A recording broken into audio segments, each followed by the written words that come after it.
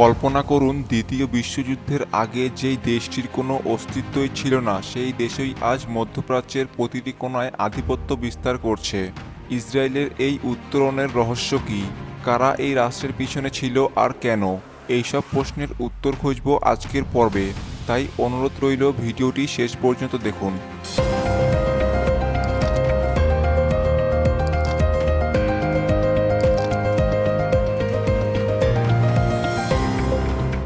ইসরায়েলের প্রতিষ্ঠায় বিভিন্ন দেশের গুরুত্বপূর্ণ ভূমিকা ছিল, বিশেষ করে ব্রিটেন এবং মার্কিন যুক্তরাষ্ট্রের।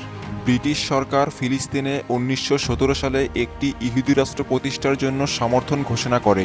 এই ঘোষণাটি ইহুদিদের জন্য নতুন রাষ্ট্রের সম্ভাবনা উজ্জ্বল করে এবং ইউরোপ থেকে বিপুল সংখ্যক ইহুদি ফিলিস্তিনে আসতে শুরু করে।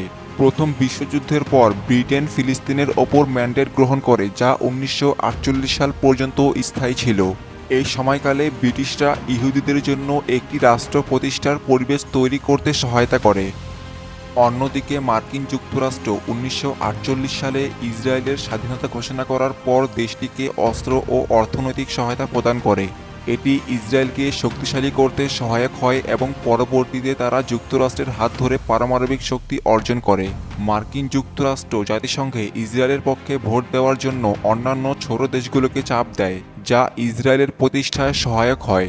প্রাথমিকভাবে সোভিয়েত ইউনিয়নও ইসরায়েলের প্রতিষ্ঠাকে সমর্থন করেছিল, যদিও পরবর্তীতে তাদের সম্পর্ক খারাপ হয়ে যায়। সোভিয়েত ইউনিয়নের সমর্থন ইহুদিদের জন্য আন্তর্জাতিক স্তরে একটি বৈধতা প্রদান করে। ইসরায়েলের প্রতিষ্ঠা একটি জটিল প্রক্রিয়া ছিল, যেখানে ব্রিটেন এবং মার্কিন যুক্তরাষ্ট্রের মতো শক্তিশালী দেশের সক্রিয় সহযোগিতা ছিল। এই সহযোগিতার ফলে ফিলিস্তিন অঞ্চলে একটি নতুন রাষ্ট্র গঠনের পথ প্রশস্ত হয়, যা আজকের মধ্যপ্রাচ্যের রাজনৈতিক সংকটগুলোর মূল কারণ হিসেবে বিবেচিত হচ্ছে। ইসরায়েল প্রতিষ্ঠায় ব্রিটেন ও মার্কিন যুক্তরাষ্ট্রের সহায়তার পেছনে বেশ কিছু গুরুত্বপূর্ণ কারণও রয়েছে। প্রথমত, প্রথম বিশ্বযুদ্ধে ইহুদি বিজ্ঞানীদের সহায়তার প্রতিদান এবং ইউরোপে ইহুদি সমস্যা সমাধানের চেষ্টা হিসেবে ব্রিটেন বেলফোর ঘোষণা দেয়।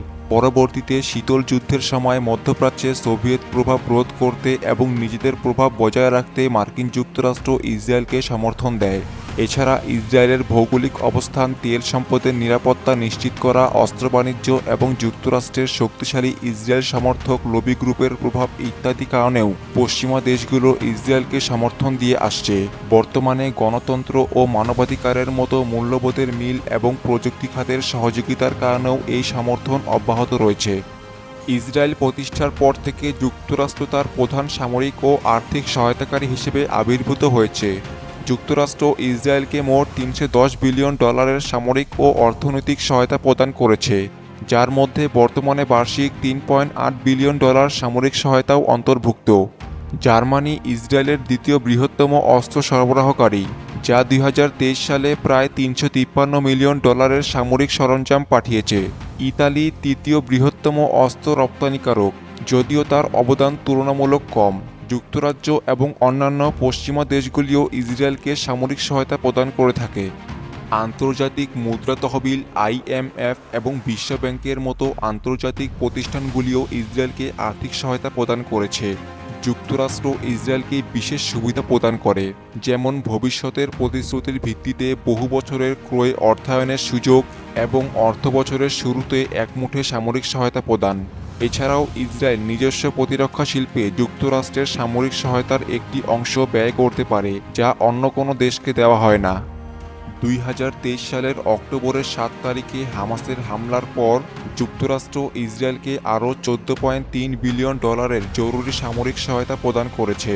এছাড়াও যুক্তরাষ্ট্র ইসরায়েলে একটি বিশাল অস্ত্রভাণ্ডার রক্ষণাবেক্ষণ করে, যা জরুরি অবস্থায় ইসরায়েলকে দ্রুত অস্ত্র সরবরাহ করতে ব্যবহৃত হয়।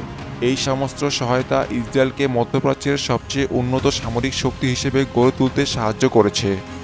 মার্কিন যুক্তরাষ্ট্র ইসরায়েলকে সামরিক ও আর্থিক সহায়তা প্রদানের মাধ্যমে মধ্যপ্রাচ্যে নিজেদের প্রভাব বজায় রাখার চেষ্টা করছে, কিন্তু এর ফল মিশ্র।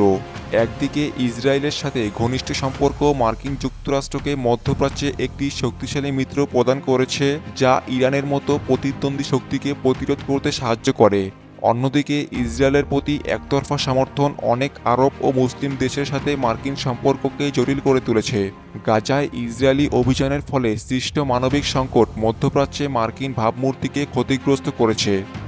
ইসরায়েলের উত্থান শুধু একটি রাষ্ট্রের ইতিহাস নয়, বরং এটি মধ্যপ্রাচ্যের ভূরাজনৈতিক দৃষ্টিভঙ্গিরও প্রতিচ্ছবি।